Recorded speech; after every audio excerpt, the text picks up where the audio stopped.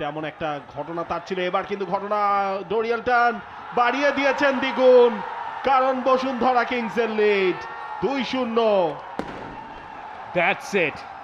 That's it Bashundhara Kings তাদের winning গোলটা পেয়ে গেল অ্যাডিশনাল টাইমে, আর মাঠে আতশবাজির সঙ্গে এখন ফ্লেয়ারও আছে। 90 মিনিট শেষে মোহামেডানের হাতে আছে এই 6 মিনিটই ম্যাচ বাঁচানোর জন্য। এখনো সেই রাকিবের গোলই দুই দলের ভেতরে তফাৎ গড়ে দিয়েছে। সুমন রেজা বল রাখতে পারলেন না ভেতরে, আগেই বেরিয়ে গেছে টাচ লাইন থেকে। রেফারি এখন গেছেন এলি কেকের কাছে, কারণ Cuba Mitchell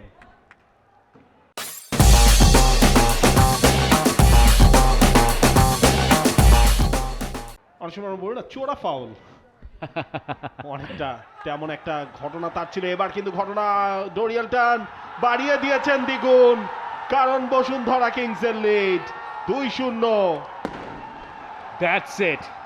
that's it Bashundhara Kings তাদের উইনিং গোলটা পেয়ে গেল অ্যাডিশনাল টাইমে, আর মাঠে আতশবাজির সঙ্গে এখন ফ্লেয়ারও আছে।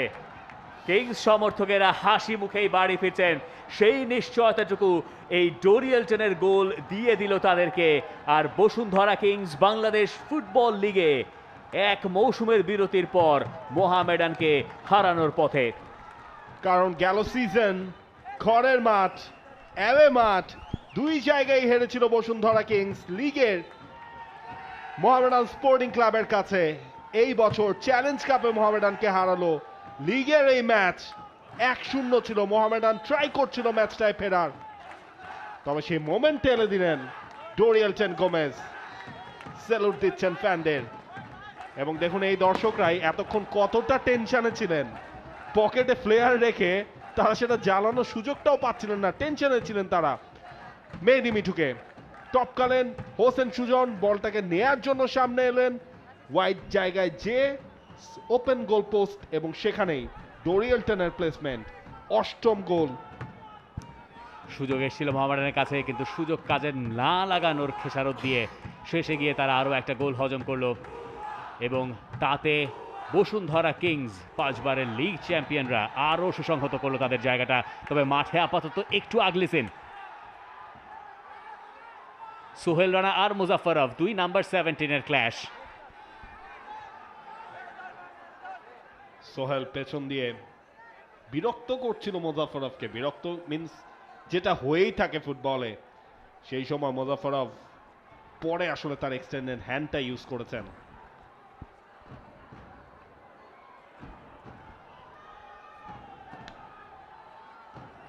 ক্যাপ্টেন পর্যন্ত সেই জায়গায় চলে এসেছেন আনিসুর রহমান জিকো।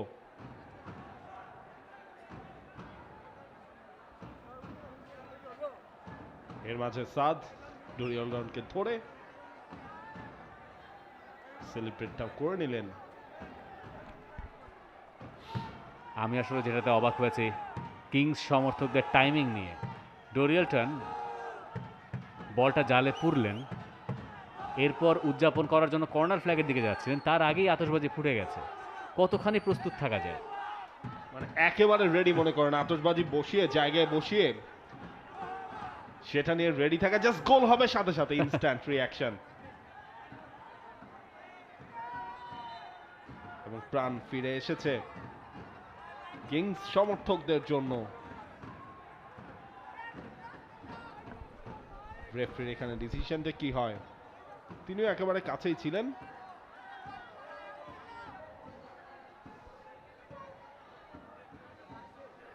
রেফারি মুজাফফরভকে ডাকছেন, সোহেল রানাকেও ডেকেছেন। সোহেল রানার জন্য একটা ইয়েলো কার্ড, তবে মুজাফফরভের জন্য কার্ডের রংটা লাল, রেড কার্ড, ডিরেক্ট রেড মুজাফফরভের, এবং মুজাফফরভকে এই মুহূর্তে মাঠের বাইরে যেতে হবে।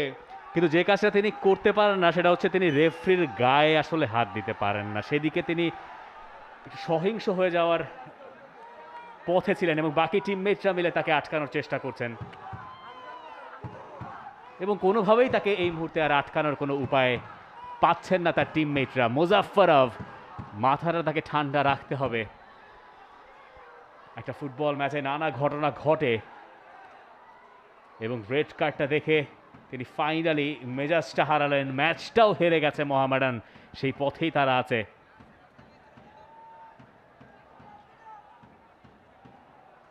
এবং তারপর এই ঝামেলার ভেতরেই মুজাফফরকে সামলানো গেছে।